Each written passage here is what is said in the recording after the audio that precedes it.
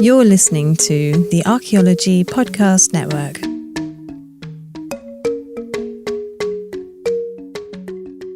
Welcome to episode 32 of A Life in Ruins podcast, where we investigate the careers of those living life in ruins. I'm your host, Carlton Gover, and I am joined by my co-hosts, as always, David Ian Howe and Conan O'Johnnon. Tonight, we are interviewing Trevor Wallace. Very excited to have him on tonight, who is a documentary filmmaker and the Vice President of Research and Education at the Explorers Club. Trevor, thank you so much for joining us tonight. How are you doing? I'm doing excellent. I've been really looking forward to this. Thanks so much for inviting me, guys. And yeah, I'm really excited to share about past expeditions and talk more. We've been really stoked to have you on. One thing we really were interested about is your film experience. That seems to be your forte.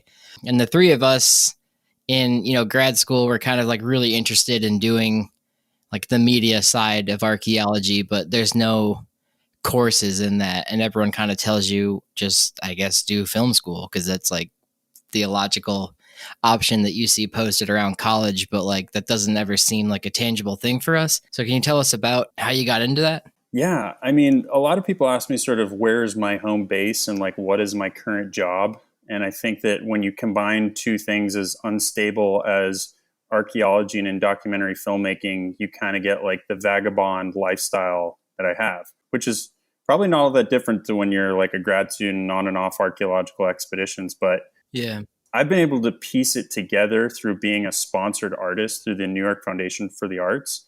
So I've kind of raised money to really focus on this project, Frozen Corpses, Golden Treasures, which is this documentary miniseries. But it wasn't really quite the typical route. I didn't go to film school. I did study film in undergrad. And since I went to Sarah Lawrence College, where you're really kind of choose your own adventure, I was able to make my own major in social and environmental documentary.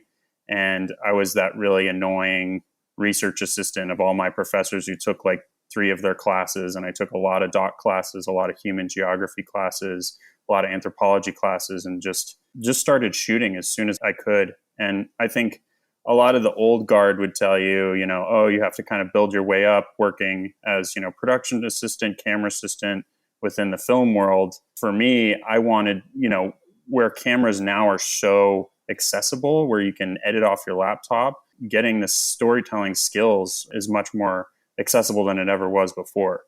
The only problem is that it's also a lot more competitive. Everyone now is a content creator, or whatever you want to call it. So it's really just persistence in my experience so far. I imagine that's a game changer. I didn't think about that because, everyone's camera is 4K now, and you can just get a mic and go. Yeah. And there's so many resources online. So I've been editing for, the past 10 years, everything from, promo videos for health tech startups to videos for the Explorers Club, where I get to work with, NASA footage. But through all of it, I've basically taught myself. I think in school, what I think is most useful are not actually the technical skills, but the storytelling skills of how do you build an arc? How do you develop characters? Because really, we live in a world with so many fascinating subjects, and you'll find a lot of documentarians who've put 10, 15 years into a subject, but it's really getting that story there, finding a way that'll appeal to a broader audience, connect to a human story that's going to get that film made. And that's been my goal. So how did this journey of you becoming a documentary filmmaker start? Well, it really started when I was a weird little kid in my backyard, just sort of inventing, ancient pasts, getting inspired by things like Indiana Jones and, National Geographic. But it really wasn't in the cards for me to travel and see any of these places. But then my mom, single mom who really hustled to try to create opportunities for me, found an opportunity to go to Tanzania with the Jane Goodall Foundation. And it was really an experience that changed my life. Yeah, there you go again, David. There you go, man. You got to sneak that in there. They're able to go. We all know. I'm not saying that David hates Jane Goodall, but he hates Jane Goodall. And so you're able. Words. So you went to Tanzania, right, on this Jane Goodall fellowship or grant scholarship? Yeah, it was kind of an exchange. I worked as a volunteer in the Oakland Zoo. I had a it was like a zoo camp thing. I had my camp counselor name was Rhino, and I suffered through preschoolers for a couple weeks, and then I was able to go to East Africa, and it was just an incredible experience that opened my eyes. I had like a really crummy little camera. I was not making anything noteworthy, but it was the first time to be in a place where my eyes were really open. And there was a series of experiences there. One of them being held up by bandits and having my ribs broken with a club that was like a shock as well. It was a shock to my whole worldview. And I thought, wow, this is incredibly different. This is a whole side of humanity and existence that I wasn't aware of. And I wanted more of it. And I wanted to bring the story to other people, sort of these vivid realities. And I had a lot of kind of idealistic goals early on about how, film could transform our perspective on the world and kind of make the world a better place. And I still kind of hold parts of that close to me. And I think that film can be a vehicle for change. But I think, more and more it's been trying to tell stories that just, probe people to ask more questions about, and now I'm looking more into ancient cultures. And what I think is you find so often these tropes about, the ancient world and saying, oh, they really weren't that different from us. But for me, that's boring and actually not true. Like what I find fascinating is how different ancient cultures were, and, how history is not linear, and how, societies collapse and rebuild and dissipate, and how actually the difference is what's more interesting, and being able to value different opinions, different perspectives, different whole ways of life that happened for thousands of years. That's worth telling stories about, rather than, we are all one kind of truisms. Yeah. I see Carlton has his hand raised. I think he wants to unpack the same thing you just said. I want to definitely start off by saying, like, that answer to your intrigue in human history and really exploring that. But we kind of glossed over very serious. Well, I mean, for our listeners, this isn't the first time we've talked to Trevor, but you were like 14, 15 years old when you did that trip to Tanzania? Yeah, I was a scared little acne-ridden, braces-wearing pipsqueak who, wanted to experience Africa, and I had all these preconceived notions. And yeah, getting held up by gunpoint and my ribs broken with a club was a wake-up call in more ways than one. And that club was yours, wasn't it? It wasn't mine. It was somebody in our groups, but and I shouldn't laugh, but it's just kind of, these people were desperate, and they had come with guns in the middle of the night, and we were staying under Mount Kilimanjaro, and we heard, bangs, and, actually, funnily enough, there were some girls in our camp, and I was trying to, do my best at talking them up. I was in their hotel rooms when we were attacked, and they had been going sort of bungalow to bungalow and were taking everything they could, including people's shoes. And one of the things they took with someone else was a Maasai club that we had got at one of our visits to a Maasai Boma the week before. And yeah, they banged on our door, and we thought, oh, maybe they were going to explain the noises we heard earlier, which were like shotgun shots. We were like, oh, maybe it was a door slam. It's very naive. And then we opened the door, and 4 guys with guns and clubs and machetes ran in, and they dragged our guide in, and they had hit him in the shins, and he was bleeding and tied up in his underwear. And yeah, they started yelling for money and cameras. And one of the girls in the room was started arguing with him for her memory card out of her camera, and he just smacked her. And I wasn't going to do anything, but my gut reaction was to stand up from the bed I was sitting on. And then I just got thrown back down. And I almost don't even really remember being hit, because I got hit, and then this gun was pressed against my head. And they were like, just speaking in Swahili, deciding what they were going to do. And then eventually just thankfully bailed. Then we untied our guide, and, eventually the police came. But yeah, it was made me kind of value a lot more in life, and it was definitely a turning point for me. Jeez. Yeah, that's super intense. So your mom, works hard to get you this extra opportunity, and then you come home with some broken ribs. And how did she kind of react to that situation? You went on like a Jane Goodall fellowship and had almost a Diane Fossey experience. Yeah, ironic that. She was definitely freaked out. And I think especially the aftermath after we got robbed, the guides, and they were in their 20s at that point, just sort of like didn't really know what to do. We got relocated to a YMCA. We were able to call our parents. And my mom said, just, be safe. Are you okay? Don't go to the hospital. Whatever you do, just come straight back home if you can handle it. I said, my ribs hurt and it's difficult to breathe, but I think I can make it. But then they ended up bringing me to the hospital anyways, because they brought me to the police station because I'd drawn a lot of when the police came and questioned us, I ended up drawing a lot of the guys that I could have remembered. And one of the other girls in our group insisted on being brought to the hospital. So they brought us both out because it was kind of like a 2-stop trip. So I got to see a hospital, which was shocking. Bloody gurneys and just really intense stuff. Massive lines, people with sick kids. And so there was that whole experience. And then after that, they took me to the police station and they separated me from the group leader who, was essentially saying, we don't want the group leader to influence him, and then took me down this hallway, which at that point, it was just surreal. I hadn't slept at all. And there were like guys trying to grab me out of bars, and the police chief was hitting their arms away with a stick. And then there was just a dirt courtyard with 12 guys lined up. And I had thought it would be like a 2-way mirror, but they were just standing right there. And I remember I walked in front of them and I saw one of the guys, and I guess they had just picked him up in the market because they tried to immediately flip one of the cameras that they had stolen, and he fit the description of one of my drawings. And I just remember he was this young kid, like not much older than me, and terrified.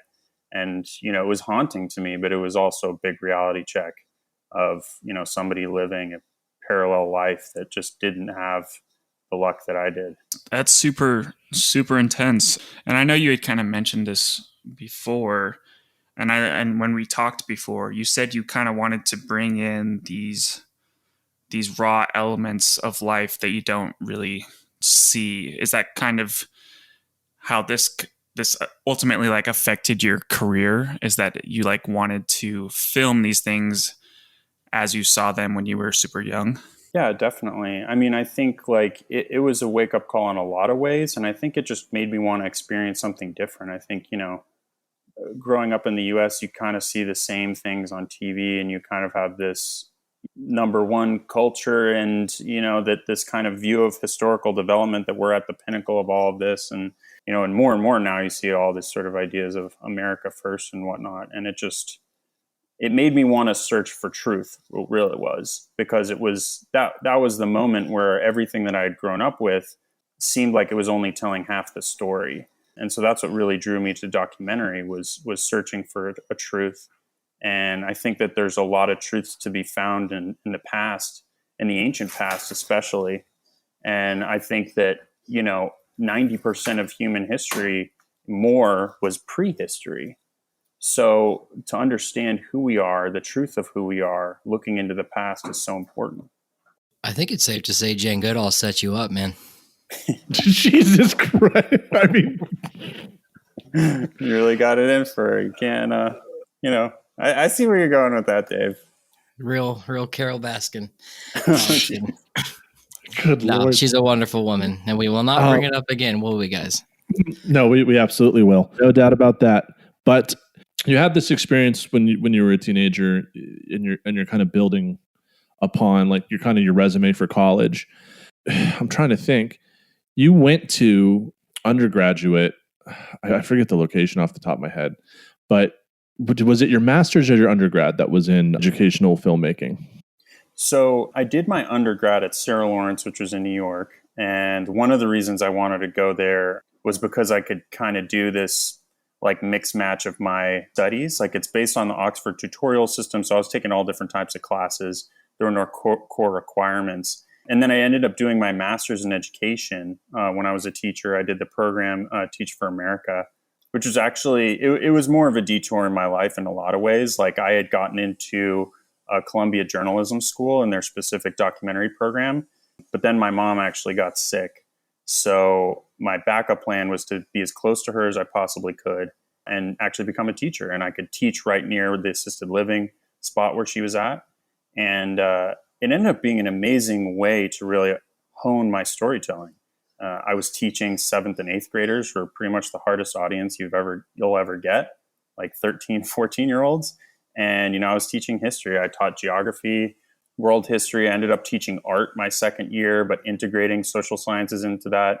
And then I taught, I integrated video into that as well. And then after that, just last year, I did teach a semester class in documentary for Sarah Lawrence College, which is where I did undergrad. But yeah, education has always been a big piece of what I do. And I think of my films as, the audience as a broader classroom. And I wanted to bridge a gap between academia, between the research world, and the public, and young people especially. We super appreciate you doing that. And I think, because we've done so much, all of us together collectively have done so much school and watched these anthropology, archaeology documentaries, and they're so hit or miss these days. You either have like these super exciting kind of anthropological, documentaries that are documenting people's lives, or you have these super dry, not really entertaining archaeology videos about the past, where even I, who was super interested in archaeology, was like snoozing off.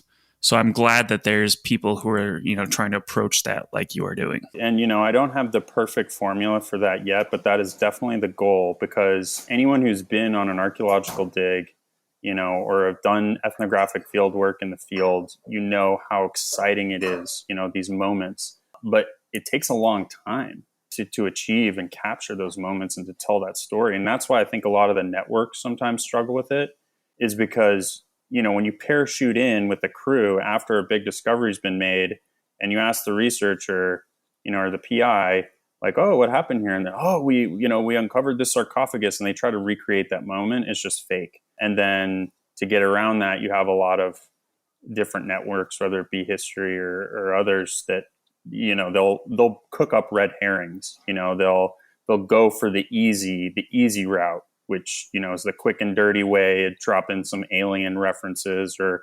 cryptoids, Bigfoot, maybe giants, all the common suspects, which I really try to avoid like the plague, because I've tried to build a rapport with archaeologists over years, so they trust to show me things that they would never show a crew. So I've seen and been able to participate in things that, that the networks or other production companies just don't get access to. And on that note, this segment, like the History Channel, should be history. We'll catch you in segment 2, and we're going to talk about what is the Explorers Club, and we'll continue that conversation with Trevor Wallace. Welcome back to episode 32 of A Life in Ruins podcast. We are interviewing Trevor Wallace, who is a documentary filmmaker and vice president of research and education at the Explorers Club. And because I just mentioned that, if you don't mind talking about and explaining to us what the Explorers Club is. Yeah, so at no point when I first stepped into the Explorers Club headquarters when I was 18 would I think, I would become a vice president of this organization. Like, I remember I first had gotten a scholarship to go to Antarctica with this amazing program called Students on Ice, which has nothing to do with ice skating. It's a cool program that brings youth from all around the world to the polar regions to learn about climate change. And, the founder of that, Jeff Green, is an Explorers Club member, and he saw a little film I made, and then he brought me to Explorers Club headquarters to show it. And it's on the Upper East Side of New York City.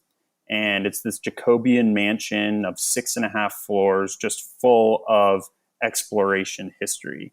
So you have the globe that Thor Heyerdahl planned his Kon-Tiki expedition on. You have dog sleds that were first to the North Pole. You have Explorers Club flags that were on every Apollo mission. And you really are just, you have this whole history and legacy of exploration, but also 3,500, active members who are scientists doing, breaking research all around the world. So I thought, one of my main goals is to try to become a part of this club. And, going into college, a lot of the things, research projects, grants that I was applying to were insights of trying to join this club. And it's really a club that's dedicated to scientific exploration. So it does have a reflexive and introspective look on what it means to be an explorer. Obviously, that has a lot of colonial baggage to it when you think about people like, say Magellan or Columbus or, kind of dictionary explorers, so to speak. But in the identity of the Explorers Club, and, different members will have different views. But in my opinion, the first explorers were the, Polynesian wayfinders. They were the Paleo Inuit that crossed through the polar regions. They were the people who used their curiosity to push to new places and to adapt and understand and create new knowledge. And so really in the 21st century, and it's, everyone, you might ask other Explorers Club members, and there's a, average age in the 60s. So you have a lot of people from different generations, but there's, most new members are female. I'm part of a diversity, equity, and inclusion committee that has been looking into the history of some of our members and trying to, reconcile a lot of the things that, for example, Teddy Roosevelt was one of our members, and it's a complex history. Without Teddy Roosevelt, we wouldn't have a lot of national parks. We wouldn't have national parks with his 1908 Antiquities Act. But in the same vein, he was shooting some of these endangered rhinos and stuff and other things. So it's a legacy that we're, each member is dealing with. Well, yeah, I think that's super interesting, especially in this day and age that you're like really cognizant of that, like definitely, especially with Roosevelt, like he's got definitely a colorful history, or colorful to say the least. Yeah, just I'd say colorful. Yeah. He's an interesting man in many regards, and time or history has looked at him in a multitude of perspectives. But Trevor, do you think the three of us are Explorers Club material? Yeah, I mean, I think a lot of people absolutely, like without hesitation. I think that all of you have been doing field work. You're contributing knowledge. So a lot of people think, oh yeah, because the Explorers Club has these famous firsts, like first to the top of Mount Everest, that you need to be some kind of mountaineer or extreme endurance athlete. That's not really the case. More so, your scientific credentials mean the most, which I think is cool. There's not a lot of clubs or organizations where like the people we're most looked up to are the people who are scientists, but it's about knowledge. Like, there are some aspects that like separate us from, say, NSF, which are like purely science and a lot of lab work. Like with Explorers Club Expedition, there's usually most of it is out in the field and doing adventurous things, but all of it is in the pursuit of knowledge, which is not necessarily like the introspective knowledge you get from like, paddling a boat around the world, but sort of contributing to our knowledge and understanding of the world around us. And that includes conservation. That includes new kind of pillars of our mission, which is, going beyond what have been some of the goals of members in the past. Yeah. And you've been able to meet a few astronauts through your membership, correct? Yeah, it was really cool. So Gino Caspari and Dr. Caspari, I should say, got the New Explorer of the Year award in 2018 when we had first documented Tunuk 1, which is this Scythian kurgan in southern Siberia.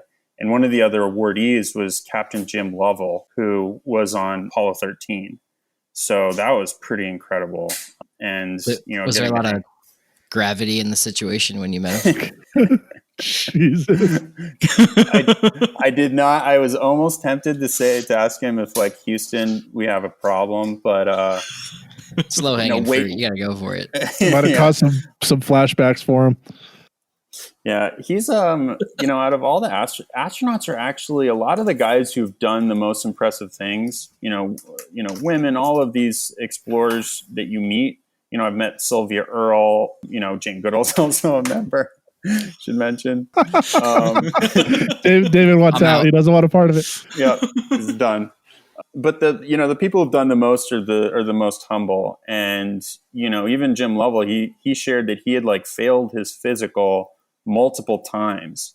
He was not some specimen of in terms of like the best of the best astronauts. He said that it was really his persistence that put him above. And in that whole situation where he saved his crew members' lives, it was really his, mental fortitude. And he was a really cool guy to meet.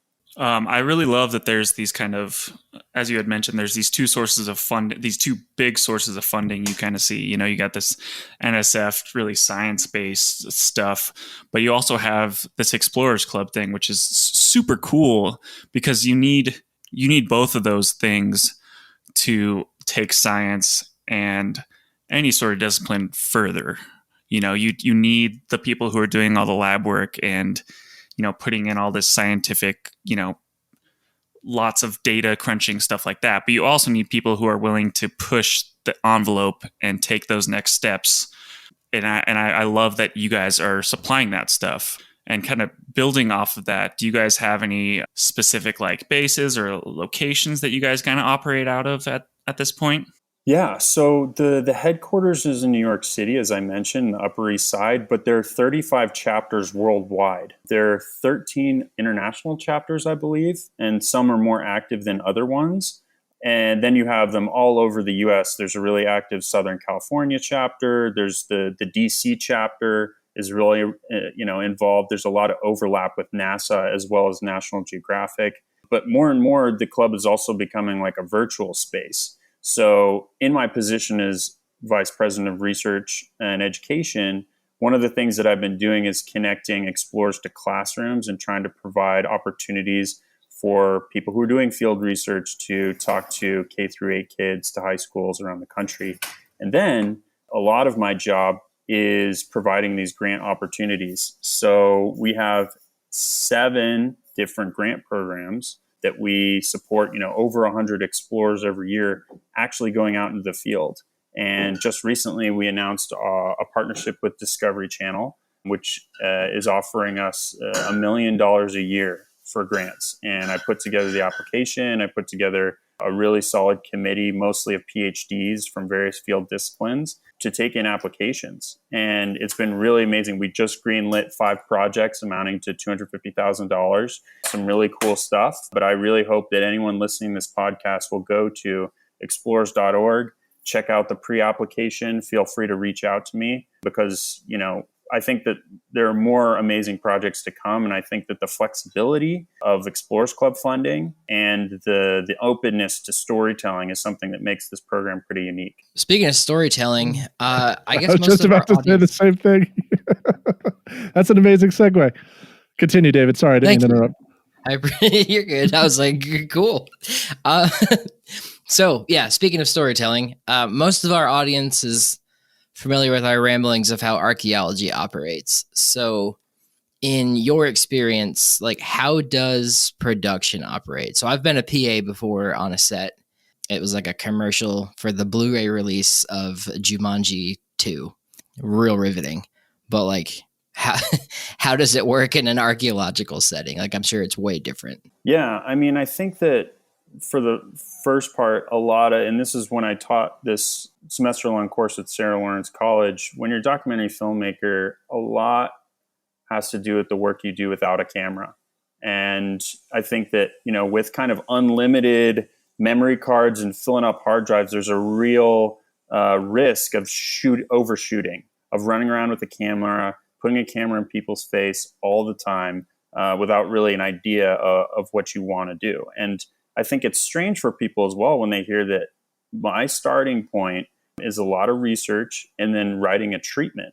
Like I kind of envision the story arc ahead of time, oftentimes with 3 acts with people as characters. But then the interesting thing about documentary is that you have to be flexible and you have to keep your eyes open. And as things turn and change, that's where you have to be mutable to the subject matter. So archaeological storytelling is very different because it's, in some ways, it's almost like wildlife filmmaking. It's a lot of sit and wait, and you don't know when something interesting is going to be found. You don't know exactly what a lot of things are when you're looking at them at first. In our field site in Siberia, even just the soil layers, incredibly difficult to read because of this solifluction of the freezing and thawing of the soil makes it kind of ripple. So what we're even looking at when we find an artifact, what time period is it coming from? Asking people questions. A lot of time it's just having the archaeologists be my friends. So they feel comfortable with me asking them questions as things are happening. And then also I dug quite a bit as well, because one, I was out there for 5 months, each field campaign since 2017. And so I'm not just going to stand around with a camera. Oftentimes I do like tachka or like wheelbarrow work, because I could keep my head up and see if there were finds being made on other parts of the site. But I think really actually understanding how it's working helped me, start to build these narrative arcs and try to see where there are opportunities of, storytelling there. So it seems like there's a lot of uncertainty onto, how this final product is going to come out. How do casting agencies or people who you pitch this idea to, how do they kind of handle that? Yeah, I mean, producers are tough. You need to find one that you really trust. And it took me years to bring on the executive producer, Macario Sarzoso, who's worked for Science Channel and Discovery and Nat Geo. And speaking with them, it was more like me interviewing them than feeling like the other way around. And I think for archaeologists and researchers, I think that should be your attitude as well. A lot of people sometimes are taken aback when a producer approaches them. They feel like very flattered. But at the end of the day, producers are a dime a dozen. And I hope I'm not hurting anyone's feelings out there. There's people who do their job very well, but researchers who are compelling on camera and can speak well to camera, can explain what they're doing and making it relevant to a broad audience, are much more rare than people who can put together a line budget, a production schedule, and do all these things. So it's important to protect yourself as a researcher and know your value, and not, oftentimes they do these things like recorded Skypes, which I've had many, opportunities to do these things. People see you and they say, "Oh, would you be on camera too?" And I've learned a lot through doing them, but, they do it in a bit of a shady way that I would never do with my, the people that I work with. And I hesitate sometimes. I would never call these people my subjects, when in a way they are, but it's like they just kind of put it in a black box. You do these recorded Skypes, you don't really know how they go. They don't know how they edit it, and it goes off to a network to get greenlit. And, with my sponsorship through New York Foundation for the Arts, it kind of cut me loose from a lot of those typical steps that you have to take. But, in working with a lot of different explorers who've had shows, when they learn over time, you want to be helping writing this stuff. You want to get producer credits. You want to take control of the narrative too, and not just be quote unquote talent, because it can really make you feel burned. And I think that, maybe you can get a show in the short term, or you can do something, and their production schedules are super quick. Like, in talking with networks now, when they're going to development on a show, it's 2-3 weeks max. Like, that's a long shoot, where, I'm talking about 5 months and they laugh. But for me, it's like, that's why they end up having to make this stuff up, because they don't have the money, the time, or the patience, or the ability. A lot of ways, it's like their intentions aren't always bad. Usually not at all. But they just don't have the time to be there when real discoveries are made, when real things are actually happening. So they have to make them up. And you guys know that from watching shows. You know what that looks like and sounds like. Yeah. Yeah, I struggle every time if I need, this is going to sound bad, when I haven't totally prepped for a class, I need some filler stuff, and I immediately start looking for documentaries to teach my kids in my stead. And I struggle a lot of times trying to find something that accurately represents the science, rather than just kind of the flashy business and some of those imaginative interpretations of what's going on at a site. Yeah, I mean, I think in a lot of ways, like, imagination is good, creativity is good, especially when you're talking about prehistory. A lot of it is imagining what could have happened, but you have to be honest with what is conjecture. Like, I believe in science, and I believe in this scientific method, and in the way that people are trying to make real discoveries. And I think in a lot of ways, the truth is a lot cooler than the stuff that they make up to sell these shows. But it's a constant struggle, because this is not the typical route that you take. I mean, for archaeologists listening, I think it's valuable to have representation. I think it's valuable to, have an agent if you can. It's valuable to get practice. But at the end of the day, what I'm trying to do is kind of break the mold with what is being done, and we'll see. It's been, it's been a good run so far. We had a article in Nat Geo published yesterday that had some of my photos, which was cool. Well, hold on. What article was that? It was a cool one. It was about the trauma. So they've been analyzing the skeletons. There have been 87 skeletons that were excavated. Title of the article is Ancient Empire Collapse Seen in Violent Injuries in Nomad Graveyard. So in our site, in the southern periphery, like we had this big Scythian Kurgan, this big burial mound. In 2018, we found that it was actually had all these secondary structures that dated to different time periods. And, it was another 100 meters south. So the main Kurgan is like, over 110 meters diameter. And then there was a southern burial field that we were just pulling out all these skeletons, various different artifacts, but they were clearly later, 2nd to 4th century AD.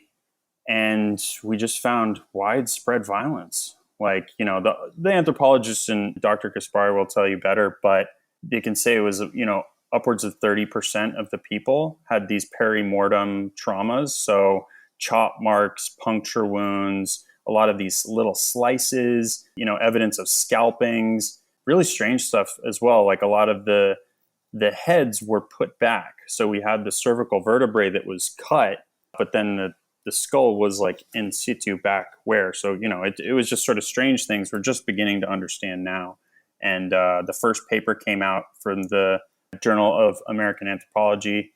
And then, Nat Geo picked it up, did some interviews, and had some photos published, which was cool. So we're going to put our heads back together after you just blew our minds, and we'll catch you on the third segment of our interview with episode 32 of a Life in Ruins podcast with Trevor Wallace. That was a struggle. Welcome back to Life in Ruins podcast, episode 32. We're still here with our boy, Trevor Wallace. Trevor, you're not just documenting some of these archaeological excavations, but you also have participated in a couple yourself. And could you please tell our listeners about those experiences real briefly? Oh, yeah. I have participated. I'll do whatever they say. Not usually doing anything too technical. Move this rock, take this wheelbarrow there. But I'm happy to do it, and I'm such a nerd for all of this stuff. I enjoy it immensely.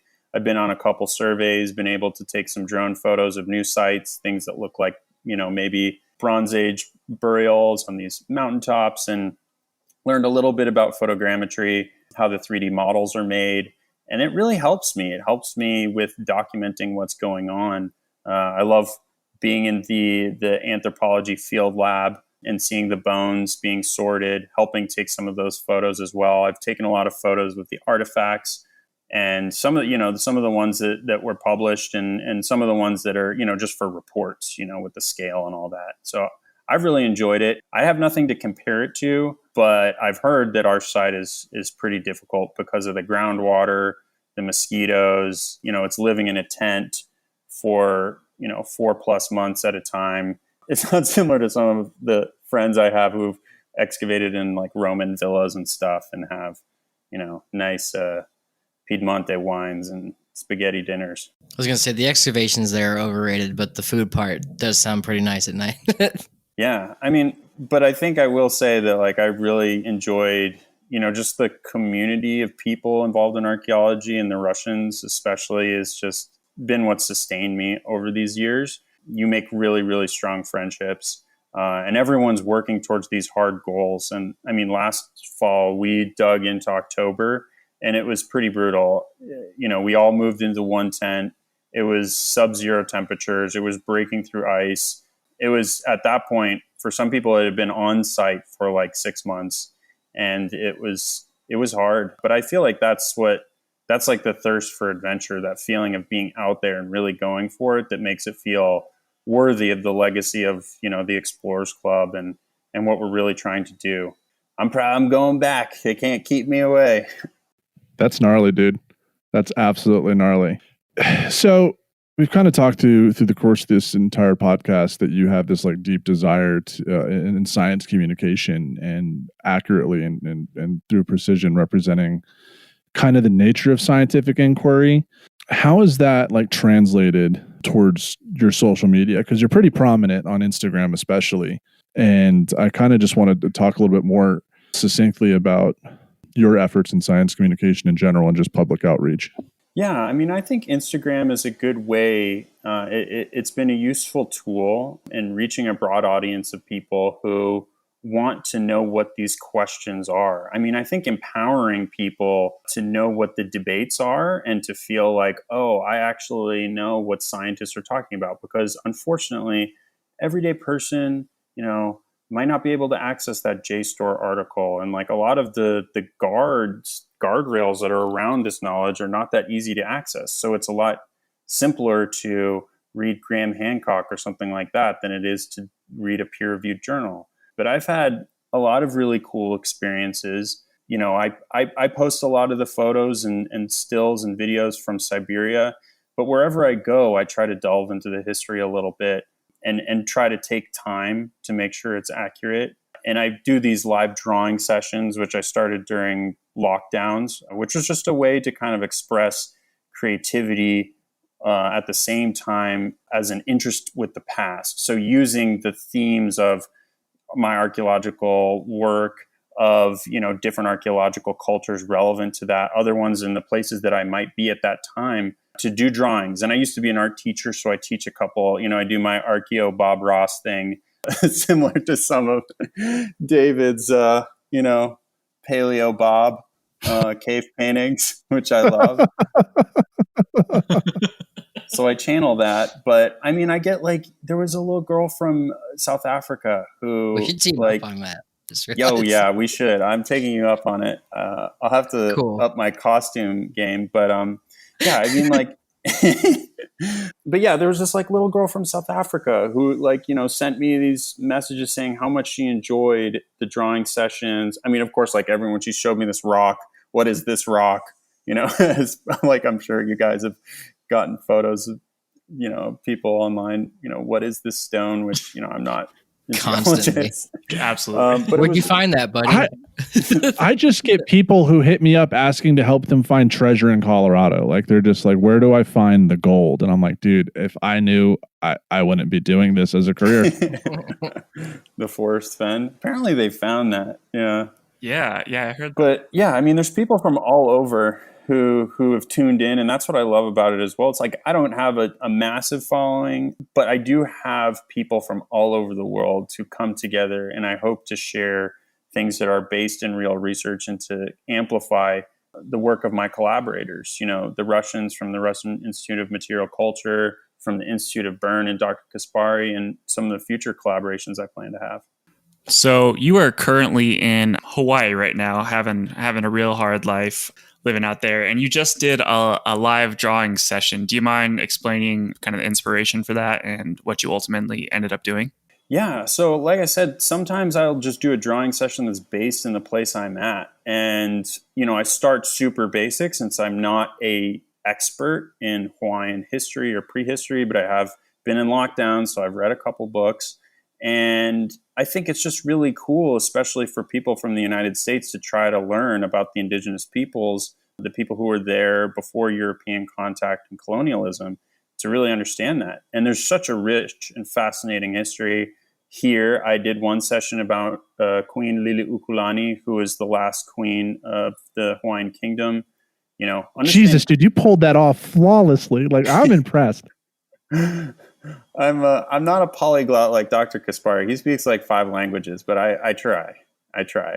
Yeah, that entry point to understand that how Hawaii became a part of the United States. Really, she was basically kidnapped. So anyone who has the luxury of traveling here without a passport and thinks that, they joined us, is mistaken. And before I jump into looking at prehistory here, and I've actually had people online reach out and say, hey, would you be interested in doing a survey or documenting some archaeological work? I say, yeah.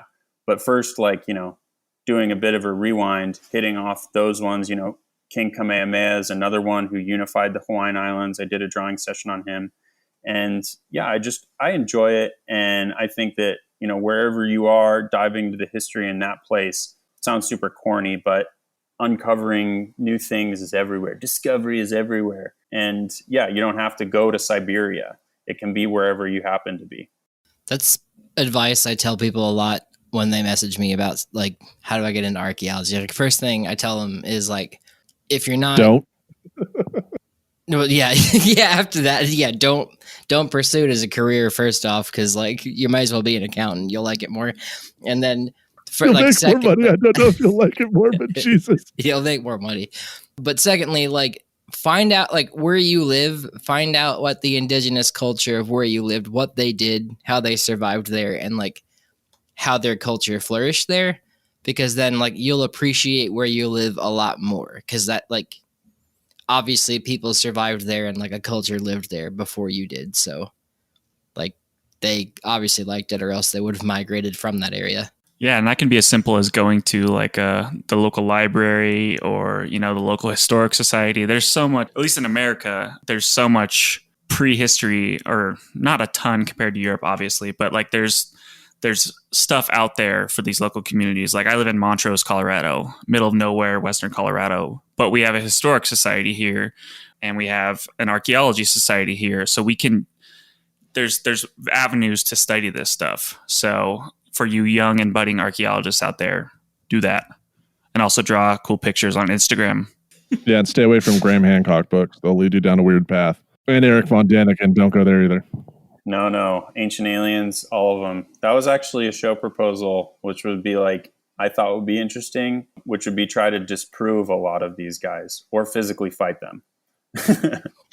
I'm down. If you need someone for that, like, let's go. I'm your guy. Yeah, I'm option 2.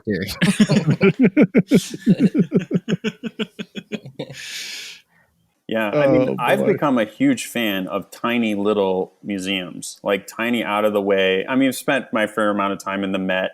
A lot of the work that I've done as well is looking at, repatriation, cultural heritage, like looting and the illicit artifact trade. And, you have big museums that are full of that. But I love the little podunk, out of the way ones where it has a very specific culture that you can learn about the whole arc of it. And this is a bigger national museum, but I was like basically the first foreign film crew to film in the National Museum in Kizil, where they have the Arjan II gold, which was basically the richest Scythian Kurgan that was found since Peter the Great. And being able to film these objects, aside from it being gold and, 50 pounds of gold, it's just beautiful as art. And, there's only so much you can really get from artwork, but it can really inspire you. It can inspire you to wonder who these people were. I mean, of course, for me personally, organic finds like an ice mummy is the ultimate goal. But when you see that nomads were able to create such sophisticated, complex art themselves, out in Siberia and, the Iron Age, it really changes your view on who these people were and, whether they really were these, outcast barbarians on the fringe of civilization, because the objects tell a different story. That is pretty cool. Like nomadic culture. I think we talked about this on another episode that nomadic people like Clovis don't leave any art behind because they really don't need to. They don't have time to do so, or they like don't really feel the need to express it in that way, or it just doesn't preserve. But there's other cultures that just don't make art that are nomadic, but the Scythians, like obviously with those cool burials, like they're pretty ornate.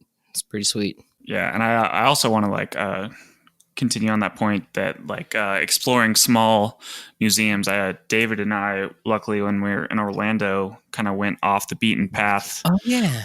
To like this kind of super small museum and plain space. Yeah, absolutely. And it was those things, they might not have as good a funding as, these bigger museums, but they're interesting and they tell these really interesting and super hyper local stories. And I think that was one of the coolest museums I've ever been to. I mean, there's a huge mastodon right in the beginning of it, but I love those. I love that idea of exploring stuff like that. Yeah, I think I'm recording this from West Virginia, and I think one of my fondest memories of a small museum was Seneca Rocks. Here is a big climbing destination, and they have a visitor center. And to do the parking lot and the visitor center, they had to do some CRM work because it's on National Forest Park. The whole point is that they have like a small little archaeology exhibit.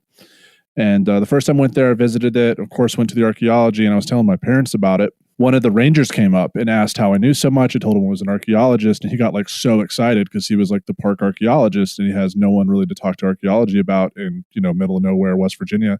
Just and, like, brought out a bunch of, he ended up like bringing us to the back, bringing a bunch of artifacts out in these display cases. And we ended up like garnering a crowd around us as me and the state archaeologist were kind of bouncing back and forth about the artifacts, what it meant, what the area meant, what it looked like. And everyone was like, whoa.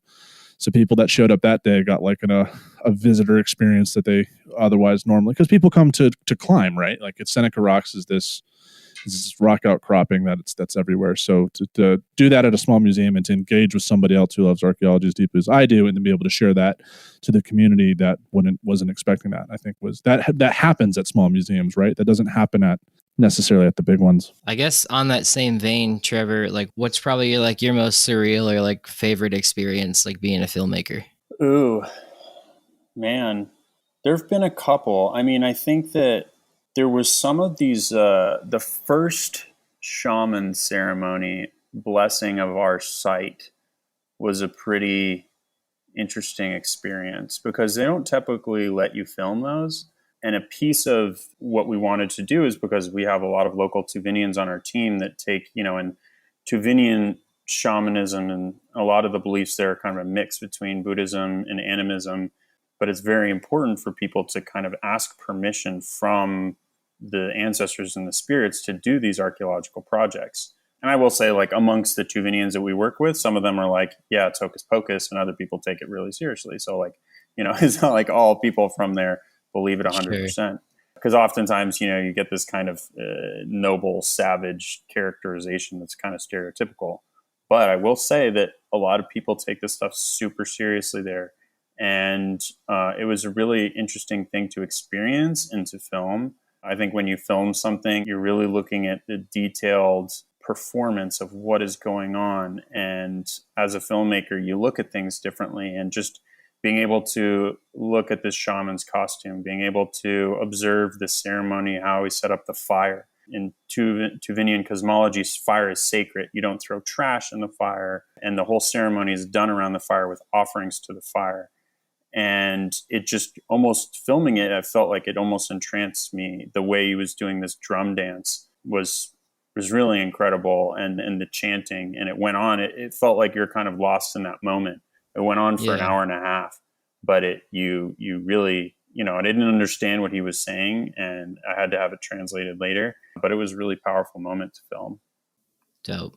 Yeah, well, Trevor, we want to start the ending of this podcast by saying thank you for coming on and sharing your experiences with us and giving us advice on filmmaking and kind of your journey. We want to super thank you for that.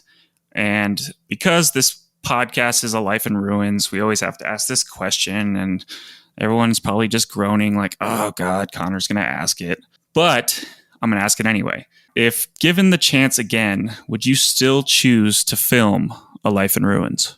Absolutely, 100%, man. It's made me kind of a vagabond, transient human, almost similar to the nomads that we're researching. But yeah, I'll take it any day, as opposed to, what did Dave say? Being an accountant? Yeah, screw that. No, thank you. Not at all. Well, absolutely, Trevor. And we thank you so much for being on. And we hope that this is the beginning of a long and fruitful relationship with you and the other members of the podcast. Where can our listeners find you on social media, and what would you like to promote?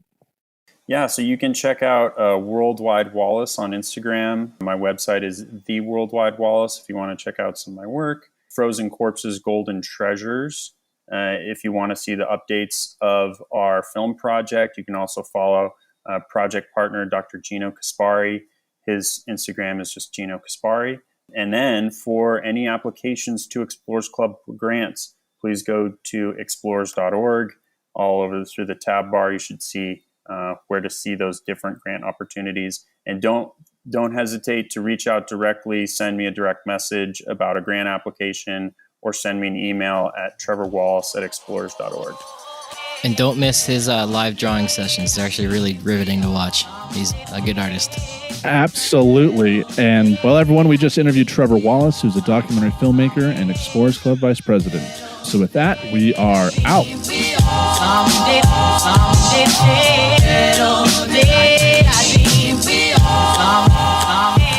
Thanks for listening to A Life in Ruins podcast. You can follow us on Instagram and Facebook at A Life in Ruins Podcast, and you can also email us at alifeinruinspodcast@gmail.com. And remember, make sure to bring your archaeologists in from the cold and feed them beer. So it is crappy joke time, and this one is going to be explorer themed. So, gentlemen, what kind of pants does a cave explorer wear?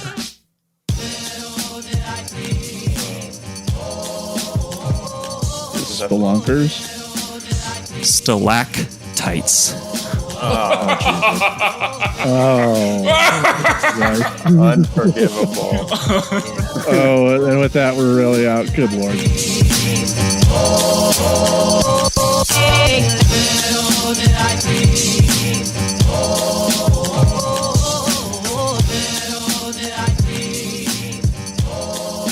This show is produced by the Archaeology Podcast Network, Chris Webster and Tristan Boyle in Reno, Nevada at the Reno Collective. This has been a presentation of the Archaeology Podcast Network. Visit us on the web for show notes and other podcasts at www.archpodnet.com. Contact us at chris@archaeologypodcastnetwork.com.